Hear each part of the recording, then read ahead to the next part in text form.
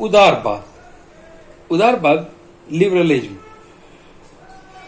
आप उदारवाद का अर्थ एकदम उदार व्यवस्था से लगा सकते हैं, जहां आपको पूरी आजादी है, आप जो करना चाहते हैं आप करते हैं।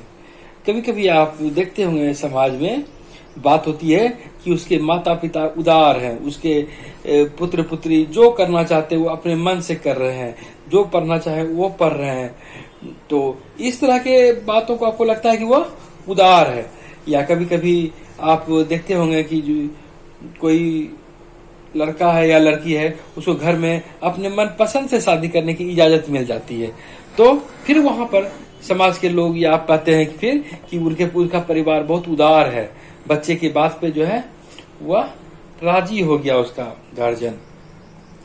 तो यहाँ पर उदारवाद का अर्थ आप समझ गए होंगे कि जो मन में आवे उसे करना, अपने हित के अनुकूल करना, अपने से करना, किसी प्रकार का बंधन नहीं रहना। यही चीज राजनीतिक क्षेत्र में होती है। राजनीतिक विचारधारा के अंतर्गत जब उदारवाद को देखा जाता है तो वहां भी सहनशीलता के साथ जोड़कर देखा जाता है, और ऐसा माना जाता है कि मनुष्य एक विवेकशील प्राणी है, जहां कि वह समाज में रहकर अपनी सूझबूझ से अपना सर्वोत्तम प्रदर्शन करता है और उसे पूरी आजादी मिलनी चाहिए। उदारवादी जो होते हैं वह किसी भी व्यक्ति के साथ यदि वो असहमत हो तो भी उनको अपने विचार प्रकट करने की आजादी होती है, उसे अपनी विश्वास व्यक्त करने की आजादी होती है। और इन सबके साथ साथ अगर एक सामाजिक परिप्रेक्ष्य उदारवादी अवधारणा को अपनाता है तो इसका दायरा और अधिक बढ़ जाता है, और आधुनिक परिवेश में उदारवादी मान्यता को लोग समर्थन देते हैं। और परिवार हो, समाज, समुदाय हो, हर इकाई का अपने आप में महत्व है, और यहाँ पर व्यक्ति को अधिक महत्व मिलता है।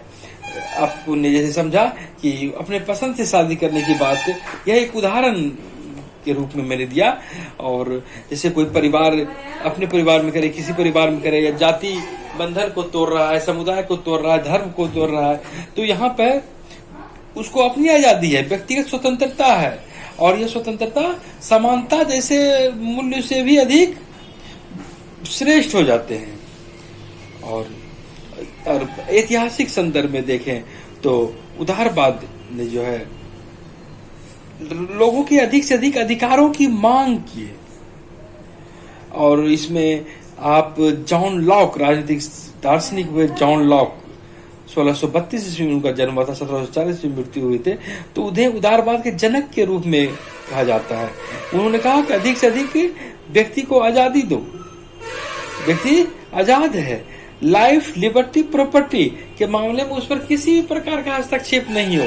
लाइफ, जीवन के संदर्भ में, स्वतंत्रता के संबंध में, संपत्ति के संबंध में जितना वो चाहे वह रखे, ये उसकी आजादी है, उसकी आवश्यकता है, इसमें किसी भी प्रकार का बंधन नहीं होना चाहिए। और यही चीज एडम स्मिथ ने कहा था, वह हस्तक्षेप का सिद्धांत आर्थिक रूप से कि व्यक्ति पर किसी भी प्रकार का हस्तक्षेप नहीं लगना चाहिए, उसे जो मन में है वह करे, आर्थिक रूप से वह जितना पैसा कमाना चाहे वह कमाए, और उस पर किसी भी प्रकार का राज्य द्वारा हस्तक्षेप नहीं हो। और इसी उदारवादी विचारकों में से लॉक, एडम स्मिथ, जर्मी बेंथम जैसे लोग आते हैं, जैसे विद्वान आते हैं। और आप समझ गए होंगे, हम उम्मीद करते हैं कि उदारवाद में व्यक्ति की स्वतंत्रता को सर्वश्रेष्ठ समझा जाता है, व्यक्ति के स्वार्थ और समान हित में कोई अंतर नहीं समझा जाता है, और ऐसा माना जाता है कि राजनीति को व्यक्ति के परस्पर विरोधी हितों में सामंजस्य स्थापित करना होता है, और यह राज्य इस राजनीति को अपनी सूझबूझ से, अपनी सहमति से, कॉमनवेल्थ से इसे प्रदर्शित करता है, इसे विश्लेषित करता है, इसे क्रियान्वित करता है। और कालांतर में देखें तो यह उदारवाद लोकतंत्र के विचारधारा से जुड़ गया। अधिक से अधिक लोकतांत्रिक अधिकार, अधिक से अधिक उदारवादी भावना को व्यक्त करता है। और यही चीज अगर हम नैतिक संदर्भ में देखें तो आप कह सकते हैं कि उदारवादी में अवधारणा में व्यक्तिवाद का समर्थन किया जाता है, व्यक्ति की गरिमा का समर्थन किया जाता है, व्यक्ति के स्वतंत्र अस्तित्व को स्वीकारा जाता है, व्यक्ति के निर्णय क्षमता को मान्यता दिया जाता है, और सामाजिक और कानूनी व्यवस्था का समर्थन तो किया जाता है, लेकिन व्यक्ति को हमेशा केंद्र बिंदु में माना जाता है। व्यक्ति के हरेक हितों को, हरेक भावनाओं को वरीयता दिया जाता है। व्यक्ति के स्वैच्छिक लेन देन को बढ़ावा देने की बात की जाती है।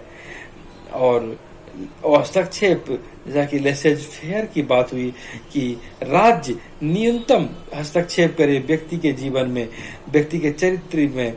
और इससे क्या होता है, राज्य अगर इस व्यक्ति के जीवन में हस्तक्षेप नहीं करेगा तो यहाँ पर पूंजीवाद को बढ़ावा मिलता है।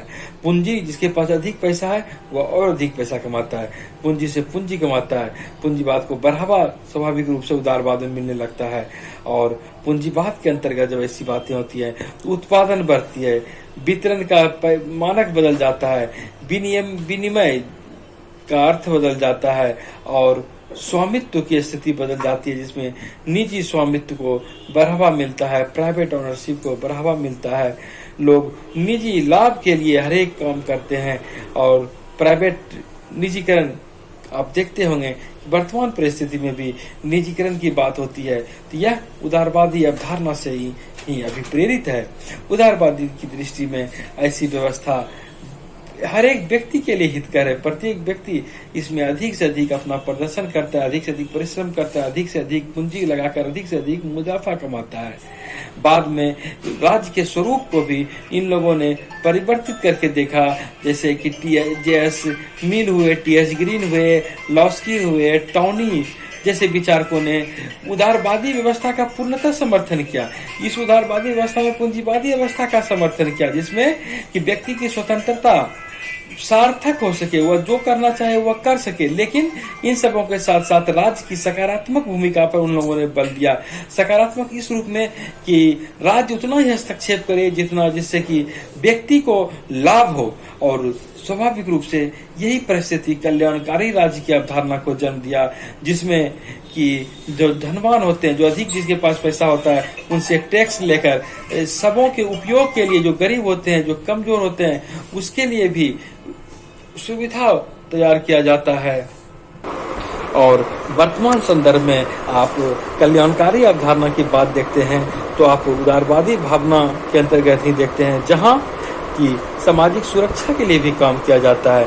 आप देखते हैं कि सरकार अधिक से अधिक PPP मॉडल पर काम करना चाहती है, पब्लिक प्राइवेट पार्टनरशिप के आधार पर काम करना चाहती है, और इसमें व्यक्ति की स्वतंत्रता को भी वरीयता मिलता है। और सरकार भी जो निर्धन लोग होते हैं उनके लिए भी सही तरीके से, अच्छी तरीके से योजना बनाती है।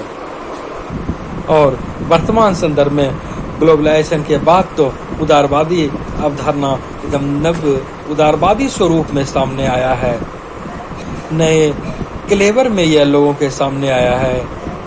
हालांकि राज्य सरकार द्वारा यह अवश्य कहा जाता है कि जो कमजोर वर्ग होते हैं उनका भी सुख सुविधा का ख्याल सरकार इसके माध्यम से करती है। लेकिन दूसरी ओर यह भी सच्चाई है कि पूंजीवाद के दौर में, पूंजीपति के दौर में जो कमजोर होते हैं, जो विपन्न होते हैं, उनका शोषण नहीं होगा, इसकी कोई गारंटी नहीं ली जा सकती है। जहाँ पूंजीवाद को बढ़ावा मिलेगा वहीं मार्क्स भी अवतरित होते हैं, मार्क्सवादी भावना भी आप अध्ययन कर सकते हैं, जहाँ कि बढ़ते पूंजी के साथ शोषण का स्वरूप किस तरह उभरता है।